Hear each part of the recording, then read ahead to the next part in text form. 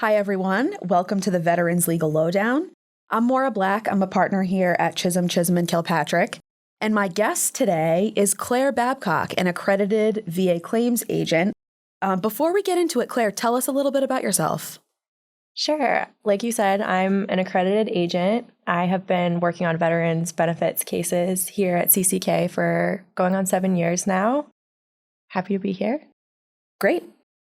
Claire is super knowledgeable about the topics we have for our agenda today. We're going to be talking about the risks of filing increased rating claims, what they are, how to mitigate them. We're going to be talking about rating protections and defenses. We're going to be talking about VA duties that it owes to claimants in the non-adversarial VA process. We're going to walk through a hypothetical case to give you a sense of how CCK works, a VA benefits matter that comes in the door. We're going to answer some questions, do some FAQ, and we're really excited that you're with us today. Before we get started, just a reminder to like this video, subscribe to our channel, and leave questions in the comment section if you have any. We're happy to answer them, and we've been combing those questions and answering them on various segments here.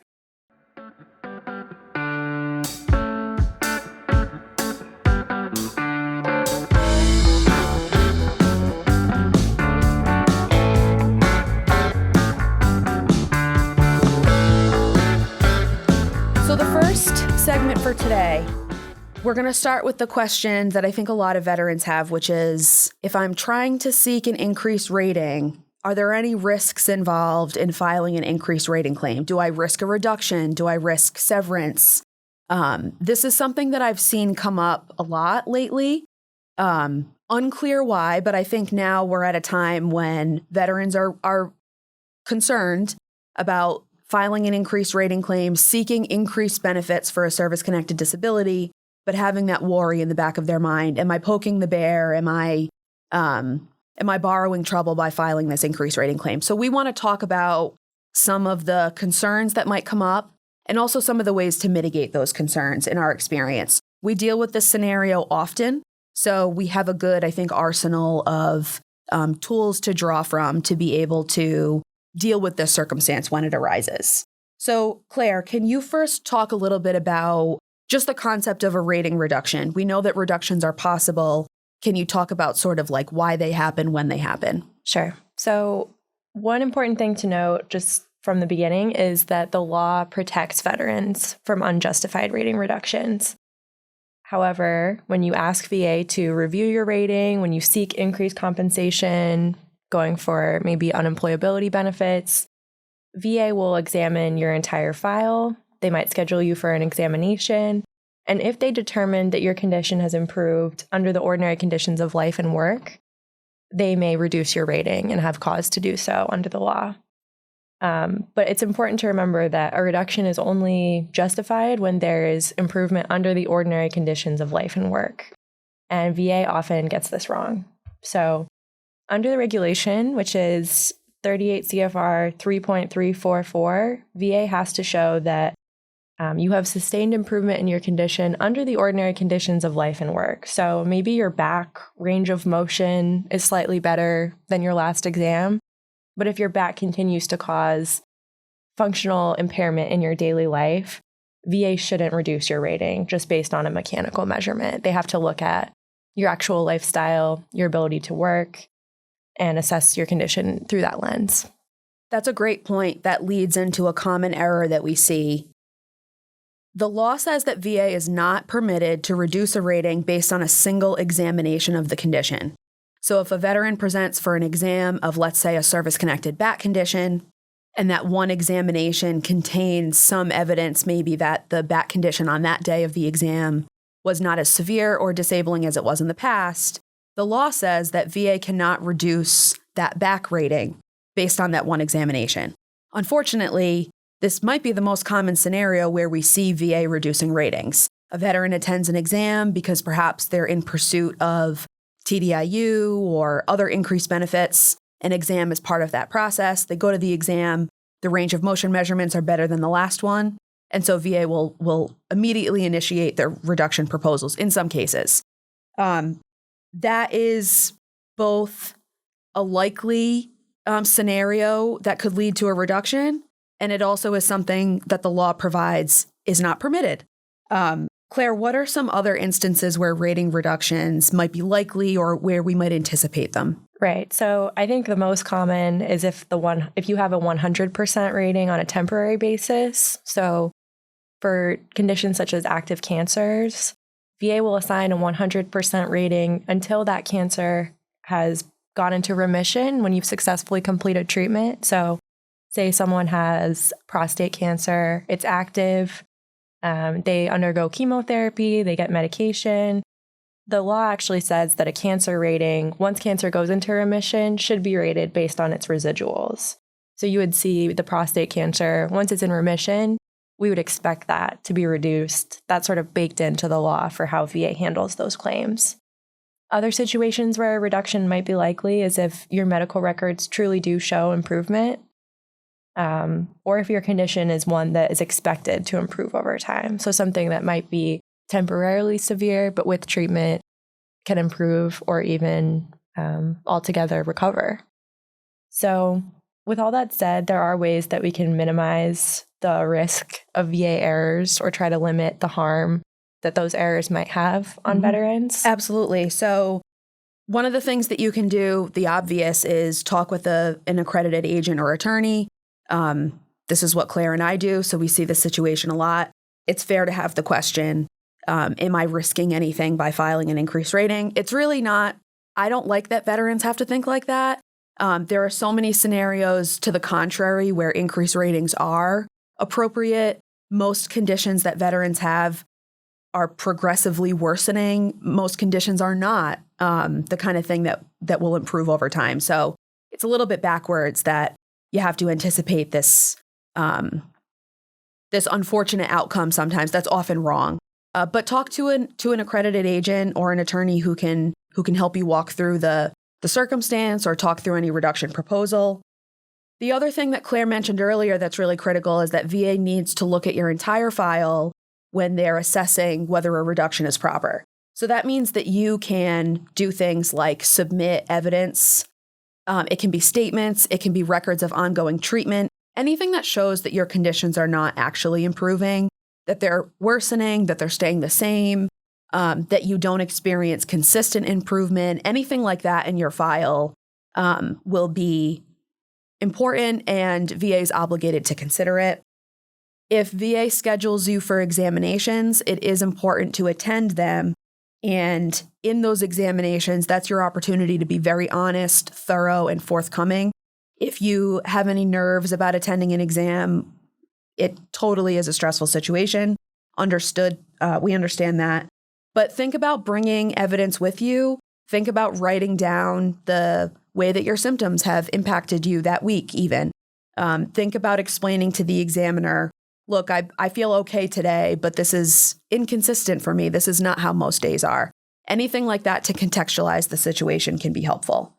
There are various defenses also that might be available to you. There are rating protections that are triggered after a certain amount of years, rating stabilizations. Those might be of interest to you, and we're going to talk about those in another segment. But yeah, we hope that this was helpful, and especially the ways to mitigate the circumstances under which you might be hit with a reduction or be worrying about one. Definitely think about how you can produce evidence that is supportive of the fact that your conditions are not improving, which is really probably the most likely thing. So now we want to talk about protecting your rating. Most service-connected disability conditions are considered dynamic, meaning that generally speaking, VA can reevaluate them. I think the premise of this is that we want veterans' ratings to reflect the true severity and the functional impairment that's caused by a disability. And there's a recognition that that can change over time. Some conditions get better over time, like cancers that go into remission or joints that are helped by surgeries. And other conditions are just known to be progressively worsening, do not have a great prognosis. So the law takes into account that ratings might need to change over time given those circumstances. If your symptoms or your ability to function due to service-connected disabilities have improved under the ordinary conditions of life and work, which is described in a case from the 90s called Brown v. Brown, which is something that we engage with a lot with reduction cases, then VA might have cause under those circumstances with that improvement to reduce a rating. But that said, VA recognizes that a long-term rating becomes part of a person's reliable disability picture, compensation. And so there are a number of rules that limit VA's ability to reduce ratings. We're going to talk about what those are, starting with Claire. Can you talk to us about what the 5-year rule is, or just kind of more generally the concept of stabilized ratings? Yeah, so once a rating has been the same for 5 years or more, it's considered stabilized, which means even more special protections are available under the law. So for a rating that's stabilized, VA cannot reduce that rating without showing sustained improvement under the normal circumstances of life and work. And they have to be reasonably certain that the condition is going to continue to improve. And they have to cite evidence showing sustained improvement in the claims file. So think of this as an even higher burden for them to clear. That Brown v. Brown case that Maura mentioned from the 90s really applies to any rating, no matter how long it's been in effect. But particularly for ratings that you've had for 5 years or more, this protects veterans from, say, going to a single C&P exam and then having VA reduce the rating. There's also something called a 10-year rule, which is a little different. Mm-hmm. A little bit. And the 10-year rule, generally speaking, is if a service-connected disability has been service-connected for 10 years, it cannot be severed. So service connection cannot be severed. They can't take away your service-connected status for that condition if you've had it for 10 years, unless there's evidence of fraud. Fraud is going to be a big exception to a lot of the rules that we talk about. If VA has reason to believe that a service-connected status or a rating was obtained fraudulently, such by a veteran lying about the circumstances of their disability or producing fake evidence, things that do not happen a lot in our experience, then of course VA can look into that and potentially sever a rating. But the 10-year rule means that if you've had something service-connected for 10 years, absent extenuating circumstances like fraud, VA cannot sever service connection. There's a 20-year rule that deals with kind of the continuity of ratings. Do you want to talk a little bit about that, Claire? Sure. So we went from 5 to 10. Now we're talking 20. If you've had a rating at a certain level for 20 years or more, that is considered a continuous rating. So VA cannot reduce your rating below its original level, the lowest rating that you've had throughout those 20 years, again, unless there is fraud. Mm-hmm. So if you are initially granted a 50% rating, and maybe during a 20-year period, your rating fluctuates between 50% and 70%. After that 20 years, VA cannot reduce it below its original 50% level. One thing to note is sometimes conditions or symptoms can change. That's also baked into the law under 38 CFR section 4.13. And the law just says that if there is to be a change, VA adjudicators should look at the actual condition. They should look at the thoroughness of the exam. They should look at the descriptive terms used in the exam. And they should try to reconcile and continue disability ratings to whatever extent possible. So, over 20 years, 5 years, 10 years, a person's disability might evolve and change. The way that a medical professional might categorize or diagnose that disability might change. Someone might have post-traumatic stress disorder that over time leads to a separate additional diagnosis of something like major depressive disorder. And VA's aim should always be to continue the compensation at the highest possible level and just try to reconcile those changes in favor of the veteran. Mm-hmm. Exactly. Slightly different, but there's talk of a 55-year-old rule. The names are not super intuitive, so we'll get into it. But if you're seeing something about what does it mean if you're age 55 and some sort of protections associated with that, VA has an adjudication procedures manual. It is not incorporated into the regulations, but it is a manual that VA uses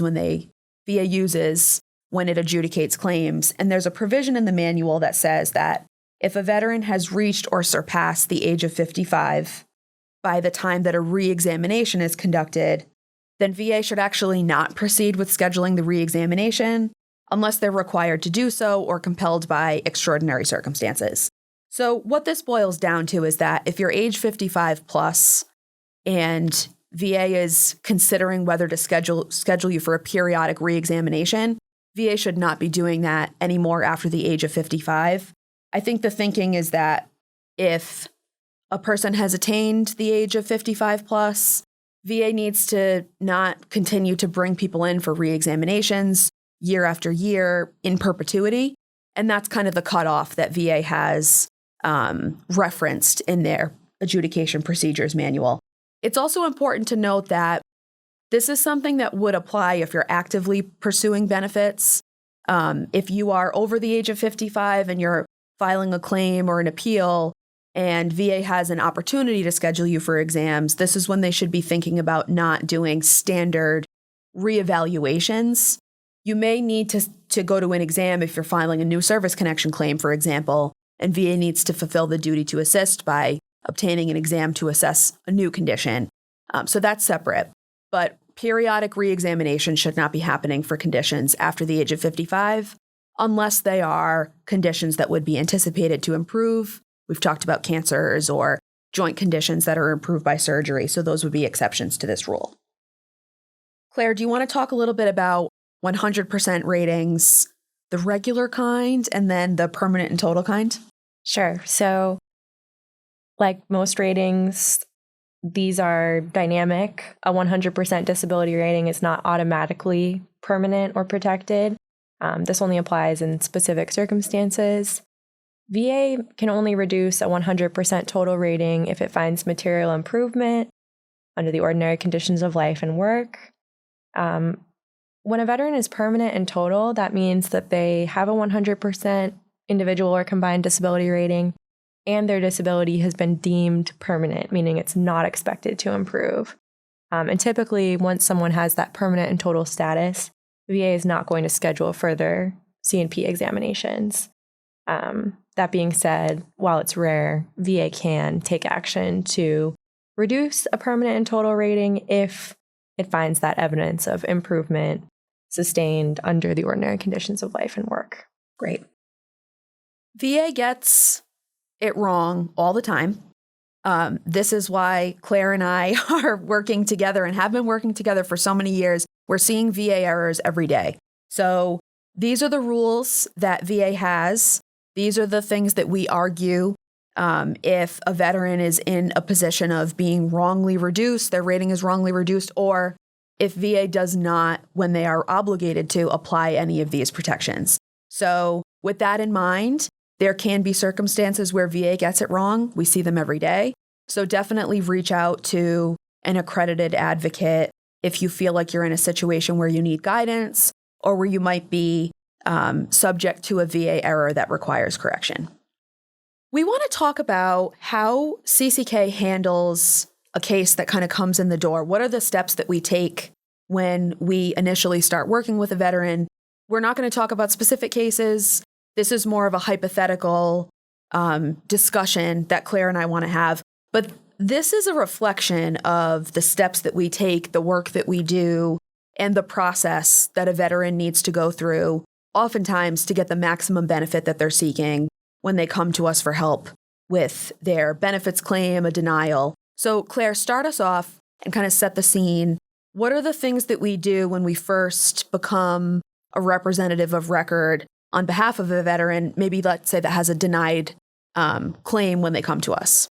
Yeah, so when we begin representation, we typically want to take an inventory of the entire case. So we'll map out all of the decisions, all of the medical records, and we'll kind of form a strategic plan for how we want to approach all of those issues. So we might see that VA has denied based on a deficient compensation and pension exam. And in response, we might argue for a new exam. We might obtain our own medical evidence to counter the VA examiner's findings. We may develop our own lay evidence from our client, to talk about missing aspects. Because typically when something gets denied, not always, but often there's some piece missing. So maybe there's a gap in treatment. Maybe there's a diagnosis that's unclear. Maybe there was an event in service that isn't documented. And so we want to help fill those gaps to really round out the claim and make sure that it's completely developed. And sometimes we might also ask VA to assist our veteran by getting another exam, requesting records. Those could be service records. Those could be post-service treatment records. And another thing that we assess for are kind of secondary or ancillary issues to the main issues that we see. So maybe a veteran comes to us seeking an increased rating for an orthopedic condition, and we might find that they have a really common neurological residual of that impairment. So a back disability can affect your nerves, which can cause numbness in your hands, your feet. And so we might look into those secondary conditions to help maximize a veteran's benefits. There also might be secondary conditions that are not necessarily complications, but are conditions that are aggravated or caused by the primary disability. A big one that we see a lot is sleep apnea. So a veteran with post-traumatic stress disorder or other psychiatric conditions, those can cause sleep disturbances that can really worsen the severity of a sleep-disordered breathing condition like sleep apnea.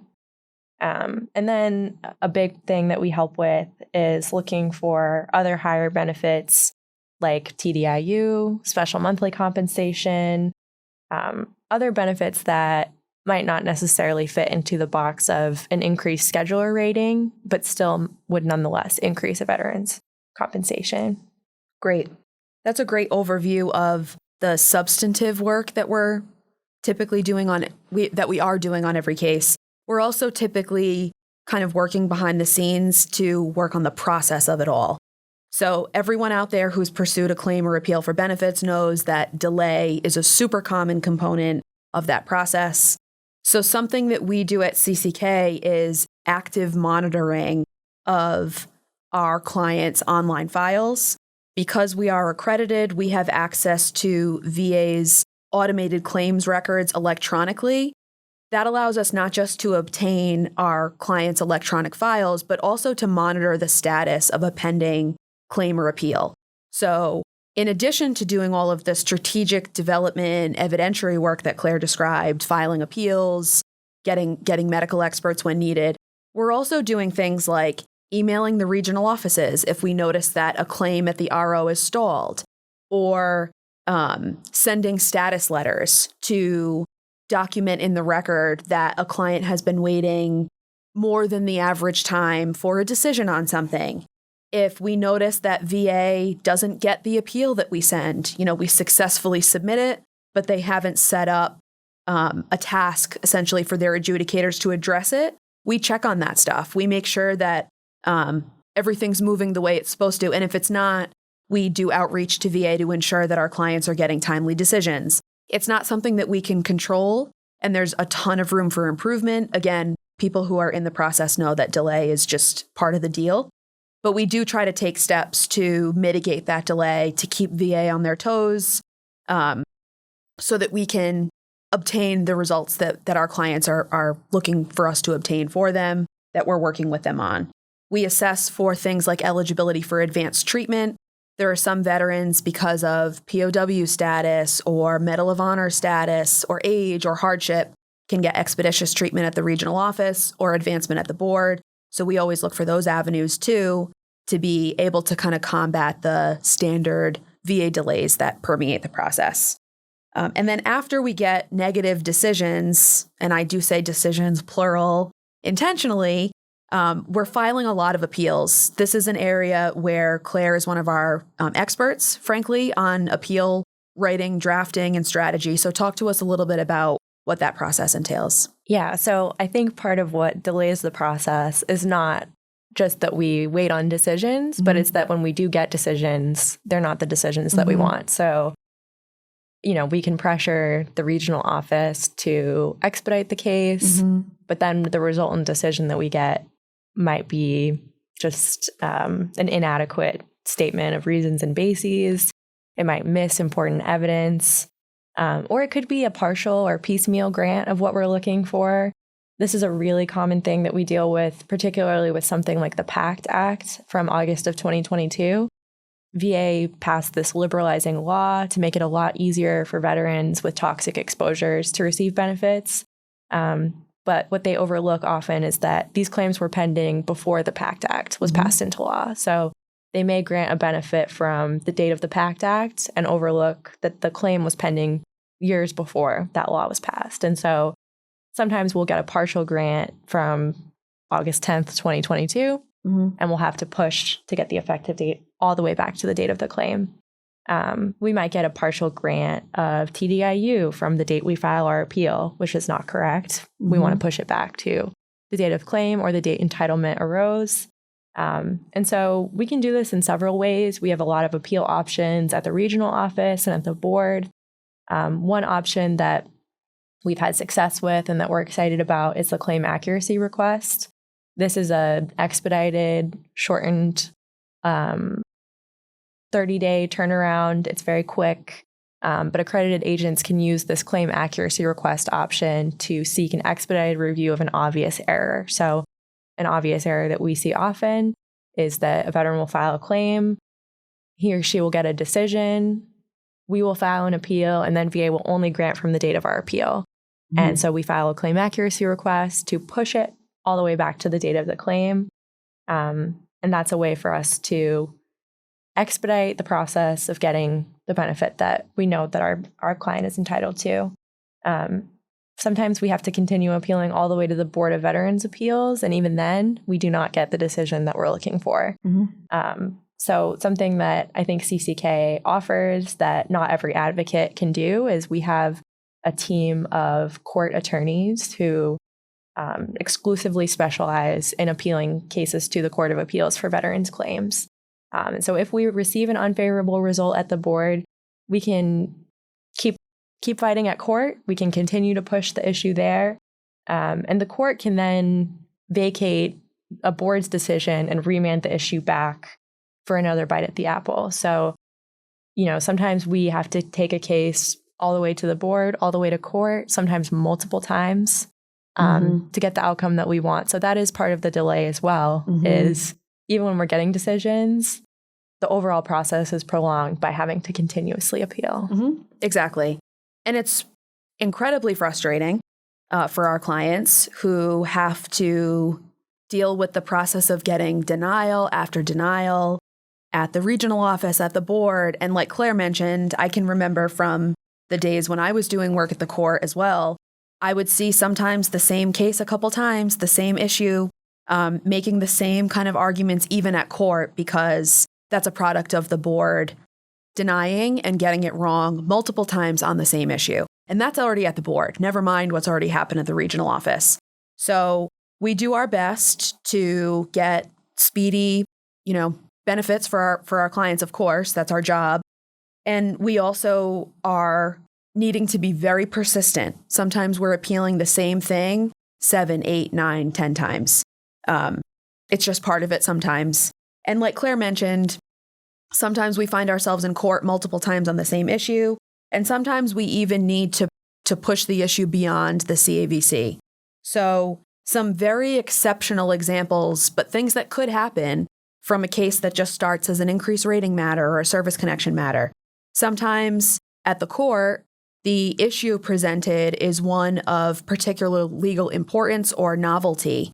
Sometimes in those cases, the U.S. Court of Appeals for Veterans Claims will call the case to panel, meaning that instead of dispensing with the case via a single judge decision, which is the most common outcome we see at court, other than agreed upon remands from the Office of General Counsel if we're able to negotiate that. Sometimes the court wants to make a precedential decision. So they'll call a case to panel for oral argument and or call a case to panel for review and a precedential written decision on the matter because it's a particularly novel legal issue. And so that can cause more pleadings, effort, advocacy on our part. Thankfully, our team is very skilled in doing this. CCK has obtained over 100 precedent-setting cases over the years. This is just something that is rare but does need to happen occasionally. if we receive an unfavorable decision from the U.S. Court of Appeals for Veterans Claims, in a very, very, very small percentage of those instances, we have the opportunity to appeal to the federal circuit. It's not something that is on the table very often, but we have a team that's able to do it, and we have done it, and we've won there, we've lost there, all of the above. And so, yeah, this was, I think, meant to give an idea of all of the things that can come up in a case, all of the things that our team is thinking about in various respects: evidentiary development, appeal strategy, mitigating delay strategy on top of all of that, being at the ready for pushing a case to the board, to the court, and beyond. A lot of these things are happening. They can be happening at multiple times. If a veteran's pursuing multiple issues, you might have one thing at court and one thing at the regional office. It's a very, very complex system, but hopefully this discussion gave a sense of our readiness to approach it, and also the path that a veteran's case might take. Hard to tell when they're first filing their first claim that it's going to be like that, but this is a tricky process to navigate for a reason, and this is the kind of thing that can be the outcome or the path that a lot of our efforts will take. Let's talk about some frequently asked questions along the theme of: when does VA need to assist a claimant? What duty does VA owe to claimants? We have a ton of questions in this segment, and we're going to try to address them pretty quickly because there are a lot of nuances specific to the unique non-adversarial VA system. If you don't know what that means, we're going to get into it. But we thought that this would be helpful to answer the question of: to what degree is VA required to assist me if I'm filing a claim or appeal? Claire, first question's for you. And I think it's a good one because I've used the term already. What does non-adversarial mean? What does the pro-claimant benefit system refer to? So adversarial generally means you have two opposing parties. So this is usually typical of litigation settings. But the VA claims process is different. It's non-adversarial. So when a veteran's filing a claim for disability benefits, it's not supposed to be VA versus the veteran. VA is not supposed to be the claimant's adversary. They're supposed to work with the veteran to make sure that it maximizes their benefits. Mm-hmm. The next question: does the VA claims process become adversarial at any point? Good question. At the agency level, no.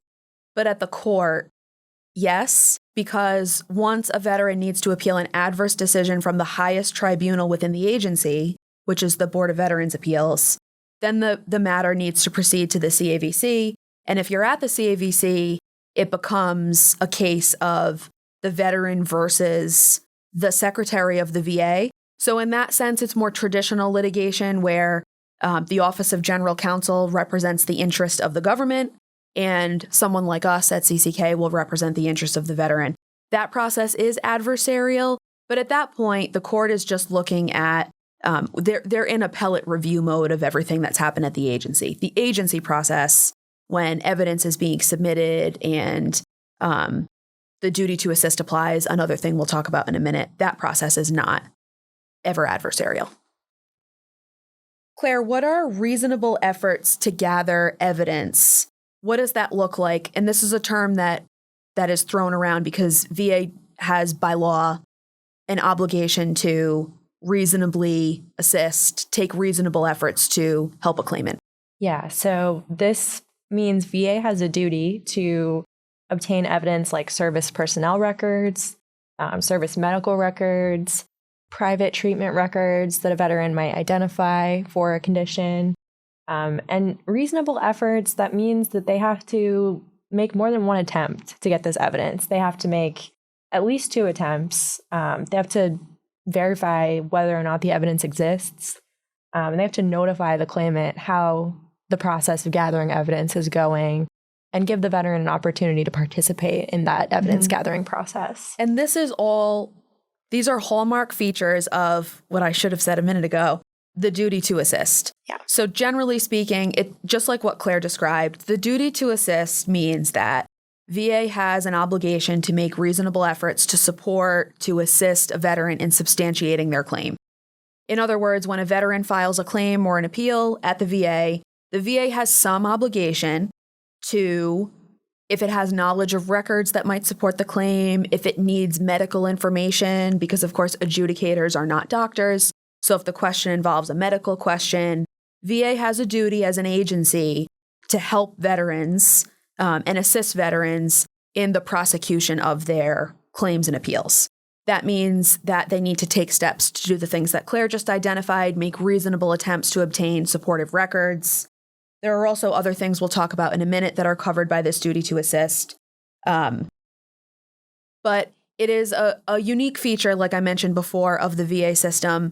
A veteran, if they're not represented or if they do not have evidence to submit with their claim, VA has some obligation to kick in with some assistance along the way. You talked, Claire, about reasonable efforts to gather evidence like private treatment records or service records. Can you talk a little bit about exams? Sure. So there is the VA medical exams under the Veterans Claims and Assistance Act, or VCAA, of the year 2000. If an examination from a medical professional would help to substantiate a claim, and VA has an indication that that's the case, VA has a duty to provide that examination. So, for example, if a veteran has a documented injury or incurrence of a disability in service, if they still have that same disability or incurrence in the present time, and they identify an indication that their disability may be related to that in-service injury, that's enough to trigger VA's duty to get an examination. So VA has contracted examiners that they hire to perform these examinations, and they'll ask the medical doctor to give an opinion as to whether it's at least as likely as not that the in-service event and the post-service disability are connected. So, as a veteran seeking benefits, you should identify all of the helpful information that you can to kind of give VA enough that it can trigger its duty to assist. VA will typically look for evidence that you have a disability, that you've identified an in-service event or injury.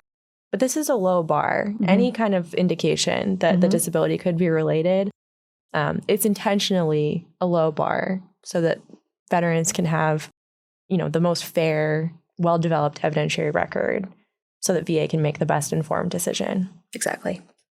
So switching gears a bit, what does the duty to assist look like at a hearing at the regional office? Good question. At a hearing, the hearing officer at the regional office or the veterans law judge at the board, regardless, there is a duty to explain to the claimant appearing at the hearing what law applies. So the elements of the claim that they're trying to prove or the specific regulation that might govern the increased rating request. The hearing officer or the judge presiding has to explain what law applies to that claim or the issue that's being heard. There's also a duty to describe what evidence could help to support the claim, similar to the duty to assist that we talked about. But these things need to be identified on the record at the hearing so that VA knows that the claimant is being assisted in that way. They know what they have to prove at the hearing.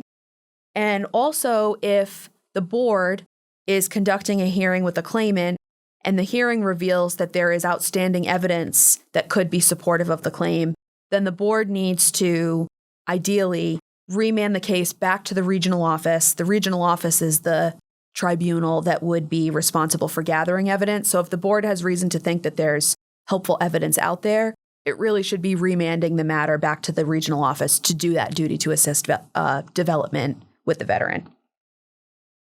What happens, Claire, if VA doesn't satisfy the duty to assist?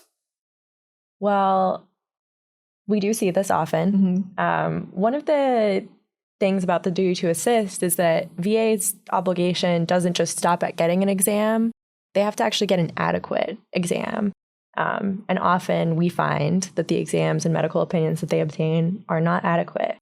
So we might submit an argument explaining why an exam is inadequate. A huge common mistake that we see in exams is an examiner will just kind of talk about a disability in general. They'll say degenerative arthritis is age-related. It's due to wear and tear. It could, they might say that a condition could be genetic or it could be due to age. They'll talk generally about a condition and they won't talk about the specific veteran sitting in front of them and how those factors might be related or not related to the veteran. They might not consider a veteran's lay statement. They might not consider favorable evidence in the record. It runs all kinds of directions. And so we might, and often we do, argue that VA hasn't discharged its duty to assist because the exam that it got was not adequate. And we'll articulate maybe VA is failing to obtain evidence. Maybe they're looking for an event in service and they're not looking as thoroughly as they could. And we will explain why this failure is harmful to our client, and make those arguments either at the regional office or at the board or even at court. We'll explain to them why they need to go back and really exhaust their duty to assist efforts. So one thing that we talk about a lot in our arguments and our cases is that the benefit of the doubt doctrine and this term equipoise. Can you talk about what that means? Yes. The benefit of the doubt doctrine essentially means, I think the phrase that we often use is that the tie goes to the veteran. So if the record contains some positive, some negative, some favorable, some unfavorable evidence, if ever there's that status of equipoise or equipose, I'm actually not sure how to say it. I've heard it both ways. If the evidence is an approximate balance, let's say, then VA needs to grant the claim. VA needs to side with the veteran. If there's ever a question as to whether the benefit is warranted, and there's other layers of the VA process that speak to this, then VA needs to award the benefit. And this is an example that goes back to the non-adversarial nature. VA can't be looking for reasons to deny. They really should be looking for reasons to grant. I appreciate that there are people out there who are going to say that the benefit of the doubt doctrine doesn't really exist and it's just a theory and it is not something that you see in decisions that you get from VA. And I think that's a valid concern. Because it doesn't work as smoothly as there's some positive and there's some negative evidence, and so VA will grant the claim. We definitely don't see that happening in that very simplistic view. Can you talk, Claire, about kind of the weaknesses of the doctrine, or at least as applied? Do we see kind of like unique issues around this? Yeah, I think it's, like you said, this is a theory. This is in the law, and the law in theory versus in practice, I think in our experience is very different. So it's a bit of a vague kind of doctrine to follow. It's hard to apply consistently across adjudicators. For example, a VA exam might be favorable. A second VA exam might be unfavorable. And it's hard to say how an adjudicator is supposed to, well, I think they should resolve the benefit of the doubt in the veteran's favor, but that adjudicator might not see it the same way that I do as an advocate, and they might assign more weight to an unfavorable exam. So it's difficult to set a hard line for when this rule should be applied. And sadly, we obtain and help veterans submit favorable evidence outside of the VA system. So we might have an independent medical expert give an opinion. And unfortunately, VA will assign greater weight to its own VA medical opinion, which is most likely unfavorable. So we think that in practice, the benefit of the doubt rule is not always applied as it should be. But as with all of the laws, we remind VA of what they're supposed to do, and we persist in getting them to apply it. So how does this apply to an increased rating claim? Functionally, it's the same as if it were a service connection claim. If there's some evidence that the veteran is entitled to the higher of two evaluations, let's say a 30% versus a 10% rating, if the evidence is kind of mixed, but if it's approximately balanced as to whether the veteran should get the 30 or the 10% rating, VA needs to err on the side of the veteran, tie goes to the veteran, and award the higher rating. The analogy that colleagues here have used is, think about an elevator that's stuck between two floors. If you really are in the middle of two evaluations and you have evidence that shows that you exceed the 10% criteria, but maybe don't fully meet the 30% criteria, in theory, per the benefit of the doubt rule, VA is supposed to award you the higher of two evaluations. Just like Claire talked about, it's different in practice than it is in theory. That is what is supposed to happen. It's something that we can assert in arguments, just like Claire said. And that's what should happen in a perfect world. And the world is imperfect. So this is something that we do have to argue from time to time because VA gets this wrong. Yeah. Claire, what are VA's rules on favorable findings? So this is a great result of the Appeals Modernization Act. VA has to list favorable findings in its decisions. So typically in a rating decision, you'll see some paragraphs of background, and then there will be a bulleted or numbered list of favorable findings. And what's great about these is they're binding on future adjudication. So in every subsequent decision, that favorable finding sticks. The only exception is if, and this is rare, VA finds that that favorable finding was clearly and unmistakably wrong. So maybe they found that a veteran served in a location, and then later they determined that that was wrong. That's the only scenario where they can overturn it. Otherwise, VA is bound by its own favorable findings, which can be really helpful throughout this prolonged, difficult process to pick up favorable findings as you go. It can help to cover that ground and look for those missing elements, and it can really narrow what you have to prove to prevail on your claim. Here's a topic that we see all the time, unfortunately. What is considered developing to deny? This is a tough one. We do see this often. And I think folks out there who have dealt with the development process of VA have maybe experienced this in a way. Development to deny is a phrase that we use to describe when VA is going out and obtaining evidence, when the record already, before they do that, contains enough favorable evidence to grant the claim. An easy scenario to think about is if a veteran wants to file for service connection for, let's say, post-traumatic stress disorder. They see their treating psychiatrist or psychologist. That doctor writes an opinion for them saying their PTSD is clearly related to their military service. And the veteran submits that with their claim and says, please grant me benefits. I have this doctor telling me that PTSD is related to service. If VA goes out and gets their own examination and it's negative, that scenario you might call a situation where VA is developing to deny. The question is, why didn't they just grant the claim when they had a favorable, assuming, that it's a competent medical opinion from a competent doctor? This can take a lot of different forms. If veterans are submitting evidence that's supportive, and then VA goes out and gets more evidence, whether it's a medical opinion or records or even some memos that VA can get on their end about exposure or any sort of thing, that's the scenario that is very frustrating for individuals who are feeling like, I've already submitted everything I need. Why do they need to go out and get more evidence, especially when what VA gets is negative? That's extremely frustrating for us, for veterans, of course, for their families. So this can also happen at the Board of Veterans Appeals, I'll say, where all the evidence that's favorable is in the record. The case proceeds to the board on appeal, but the board identifies some deficiency in the record and says that further development is needed for XYZ, and then they remand back to the regional office for more development. Incredibly frustrating. It takes a lot of time. It's also unclear as to why that would be happening when the benefit of the doubt rule exists and the non-adversarial process exists. So if a veteran is stuck in this situation, we recommend the following.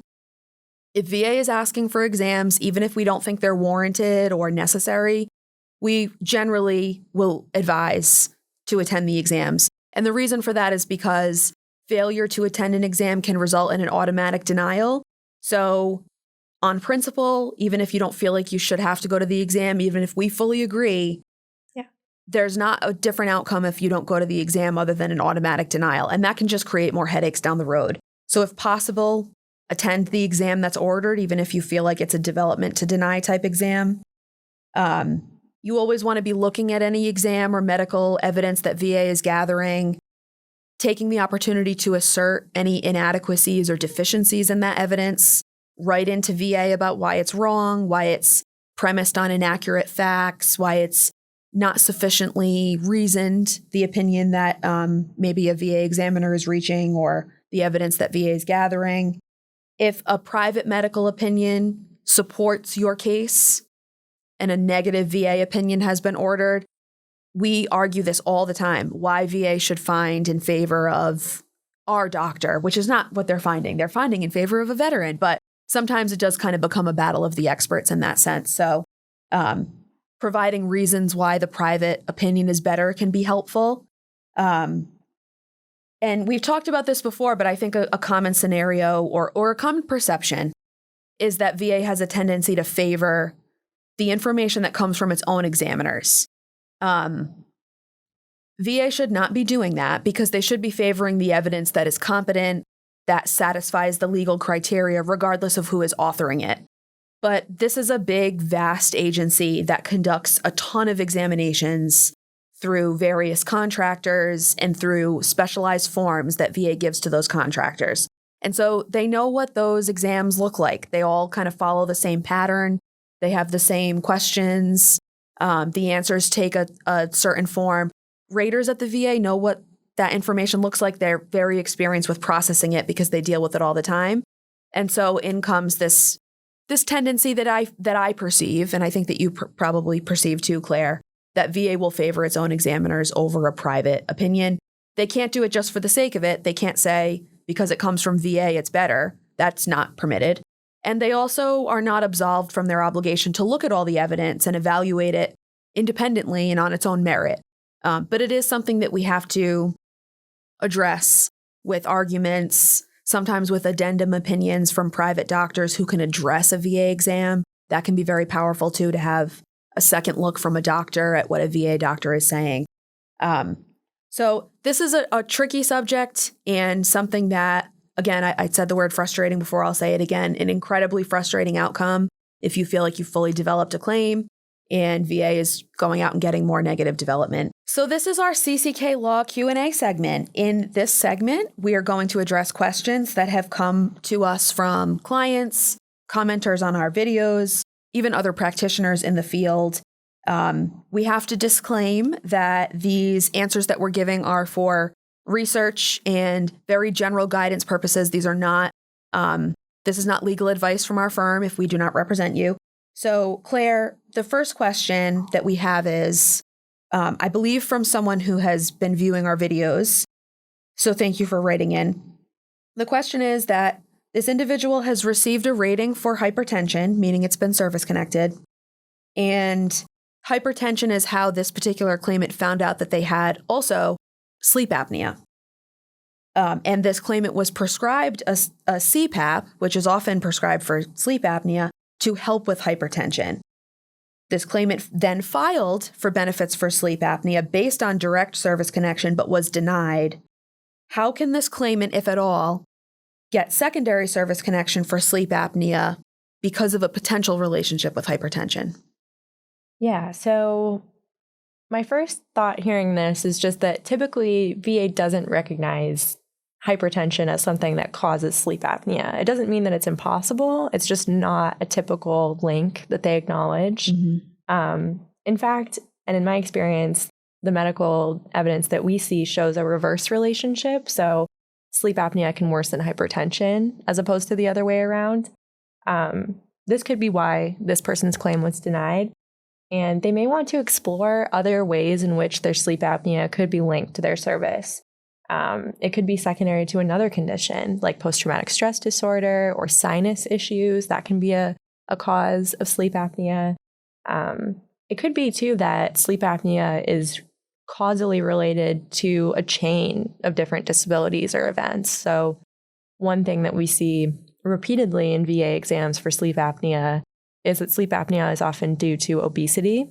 And if a veteran can show that their service-connected disabilities or injuries have led to their obesity, they can link their sleep apnea to their service-connected conditions through this kind of multi-link chain. So it gets complicated. I would say regardless of the theory, you want to get a strong medical opinion from a doctor explaining why your sleep apnea is due to your service or service-connected disabilities, including maybe your hypertension. But generally, I think what we find in these cases is that strong medical evidence can really make or break these claims. So it's really important to get a good medical opinion. Mm-hmm. Great. Okay, we have another question. The question is, are VA disability payments affected by divorce? It depends. I think what this question is asking is if a veteran gets divorced and is receiving payments, will there be any disruption to that? Will their payments be split? And the answer to that is no.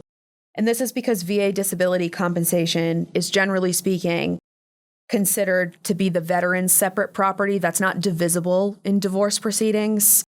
This is very state specific. State law governs divorce proceedings, so it's hard to give a catch-all answer to this. But very generally speaking, and in our experience, disability payments belong to the veteran. If a claimant is receiving benefits and is going through divorce proceedings, and those proceedings involve a calculation of child support obligations or even alimony obligations, then the payment of VA disability compensation might be considered as the veteran's income for purposes of calculating their child support or alimony obligations. But generally, and I think probably in the spirit of the question, your compensation payment should not be affected if you get divorced at the VA agency federal level. Perhaps at the state level if there are other factors happening in those divorce proceedings, but that would be entirely reliant on state law. And of course, if you're receiving dependency benefits for your spouse, once you get a divorce, you should notify VA as soon as possible. They'll remove your spouse from your monthly payment. So it'll affect it in that way, but the actual compensation itself, the disability rating, whatever that may be, shouldn't be affected in that way. Exactly. Great point. That you cannot continue to receive dependency benefits post-divorce for that spouse. Next question is, this one's interesting. Claire, how does someone become a VA-accredited representative or attorney, and how hard is it to hire or fire them? I will start by saying, as an attorney, the process is different if you're an attorney or a non-attorney practitioner. For an attorney to become accredited, you need to apply for accreditation through the VA. You also need to prove that you are an attorney in good standing in at least one other jurisdiction. So I had to show VA that I was an attorney in good standing in the jurisdictions where I was barred. But I did not have to do a lot of other steps that non-attorneys have to take. Do you want to talk about those, Claire? Sure. So I am not an attorney. I am accredited through VA. So that process means I and all accredited representatives have to go through the process of getting accredited through VA's Office of General Counsel, or OGC. And so to become accredited, you submit an application, you pass a character and fitness review, background check, and you also complete initial and continuing legal education on veterans law and procedure. You must sit for a test. And, over the years, you have to continually confirm that you're in good standing, continuing to get legal education on an ongoing basis. As to the question about hiring and firing, VA, as it does for most things, has a standardized form called the 22A, or the 2122 for a veteran service organization, 2122A for attorneys or accredited agents. All a veteran needs to do is sign this form, have the representative sign the form, and submit it to VA, and VA will recognize your representative. Similarly, you can revoke representation at any point through the 22A, or perhaps submitting a 22A for a new representative. So the process is meant to be easy for veterans to navigate.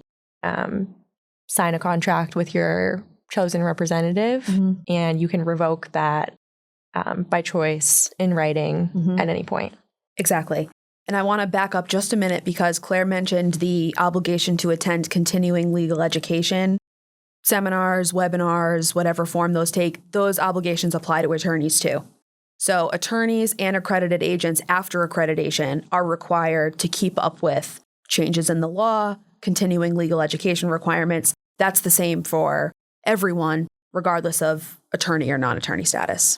And I think especially for veterans law, this area evolves so much. Every year, sometimes multiple times a year, we see changes in the law, new precedent, legislation that just completely changes our whole world. So I think the continuing legal education, even if it wasn't required, I think we would be, we're always learning. It's critical to be able to do our job is to keep up with updates, especially since appeals reform many years ago, and I feel like the changes haven't stopped since. So completely agree. Do you want to talk, Claire, about the next question? I'll read it. It is, how important is it? I think we might have talked about this earlier. How important is it that I attend a compensation and pension or a C&P exam? And what happens if I miss it? What if I have a good excuse, like not being able to get out of work or lacking transportation? This is a great question. It is. And I think we mentioned this before, but it is crucial to attend a C&P exam, if at all possible. VA can automatically deny a veteran benefits just for failing to attend an exam. So we always recommend to our clients that if they are scheduled, that they attend. VA does acknowledge in its regulations, however, that a veteran's claim can continue. It doesn't have to be automatically denied for failure to attend if a veteran presents good cause. So good cause could include illness, hospitalization, death of a family member, unavoidable work conflicts. The key, is just to make sure that VA is aware. If you have good cause for not attending an exam, you want to let them know as soon as possible, make every effort to notify them. That will protect your ability to continue to pursue benefits. So it is important, but there are exceptions with good cause for not attending. Here's a question. It sounds like this is from a viewer, and it says, I'm not sure what qualifies as PTSD. Does it require being in combat?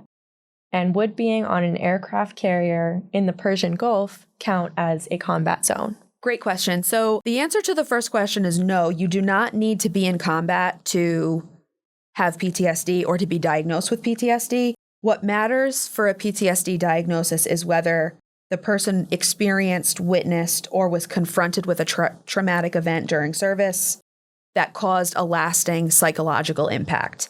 That event can take a ton of different forms.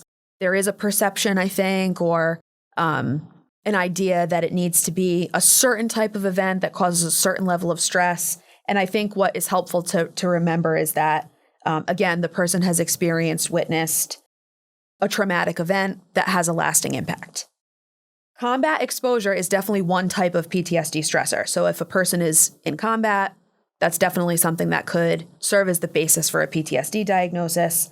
But there are also lots of non-combat stressors, accidents, assaults, viewing an event that happens close by to somebody else, or near misses, or other life-threatening circumstances that can come in a lot of different forms.